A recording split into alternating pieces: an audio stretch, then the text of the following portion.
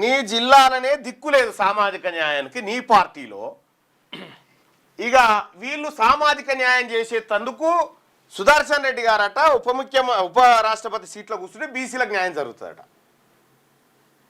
నేను నిన్న మొత్తం ఆయన జడ్జిమెంట్లు ఆయన కథ కార్ఖాన మొత్తం చదువుకుంటూ వచ్చిన చాలా కీలక తీర్పులు ఇచ్చిండు. చాలా బీసీ ప్రజలారా అత్యంత ప్రమాదకరంగా మనకు అన్యాయం జరిగింది వాళ్ళ హయాంలో. అందుకోసమే ఇక్కడ ఈ ఎన్నికల్లో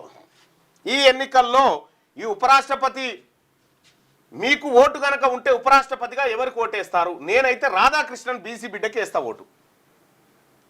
ఇక్కడ ఆత్మగౌరవం ఎక్కడిది? మా ఆత్మగౌరవం రాధాకృష్ణన్లో ఉంది. మొట్టమొదటిసారిగా ఒక బీసీ వాడు ఉపరాష్ట్రపతి అయితే తప్ప కళ్ళు మండుతున్నాయా? ఎందుకు తెచ్చిపెట్టారు? ఇప్పుడు నిజంగా మీకు కనుక సామాజిక న్యాయము ప్రజలకు మంచి జరగాలన్న ఆలోచన ఉంటే మీరు చేయాల్సింది ఏంది?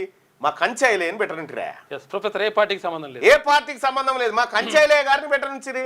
కంచాయిలే గారికి తెలిసినంత తెలుసా సుదర్శన్ రెడ్డి గారికి? కంచాయిలే గారు జీవితం అంతా తన ఐడియాలజీ తోటి ఈ ప్రజల్లో ఈ దేశంలో ఏం జరుగుతుందో సమాజాన్ని వివరించడానికి పనిచేసి పెళ్లి కూడా చేసుకోలే. అటువంటి బిడ్డ కంచాయిలే మీద చేయలే. ఎస్, ఇయాల్టికి దాడి జరిగి 39 రోజులు అవుతుంది, ఇంకా నిందితులను అరెస్ట్ చేయలేదు. సామాన్య జనాల పరిస్థితి ఏంది? Rachakonda police shame